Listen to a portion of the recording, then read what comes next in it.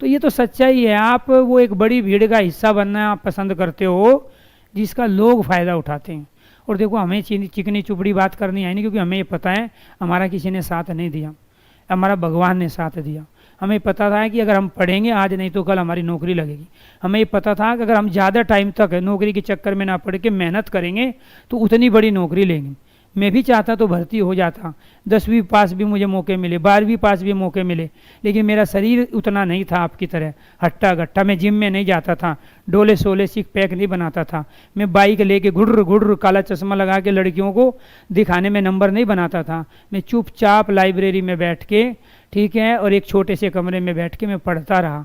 इसलिए पहली नौकरी 4600 पे ग्रेड की ली, उसके बाद 4800 पे ग्रेड की ली, उसके बाद 5400 पे ग्रेड की ली। अब ये सारी नौकरी कुछ दिन में छोड़ छाड़ के कॉलेज चलाएंगे। क्या चलाएंगे? कॉलेज चलाएंगे। कॉलेज आराम से बैठेंगे पैर फैला के और कॉलेज चलाएंगे। ठीक है। वो क्यों?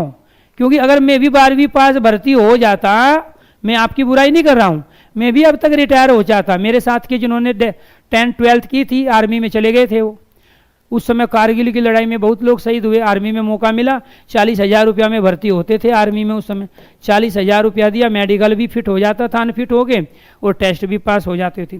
तो मेरे साथ के बतेरे 40-40 हज़ार रुपया में आर्मी में गए हैं, कुछ पुलिस में हुए हैं। तो जो आर्मी वाले थे वो 16 साल की नौकरी करके आ गए वापिस घर। ठीक है। 2 बच्चे हैं, वो सुन नहीं रहे हैं उनकी, वो मुझे कह रहे क्या करें? मैं कुछ नहीं करे, चुपचाप खेती करता रहूँ। यहीं से तो गए थे, यहीं आ गए, मैं भी आ रहा हूँ कुछ दिन में यहीं। तो कहने का मतलब क्या हुआ?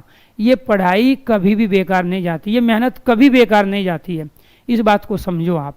ठीक है। बेफालतू की चीज़ें छोड़ के केवल मेहनत पे ध्यान दो।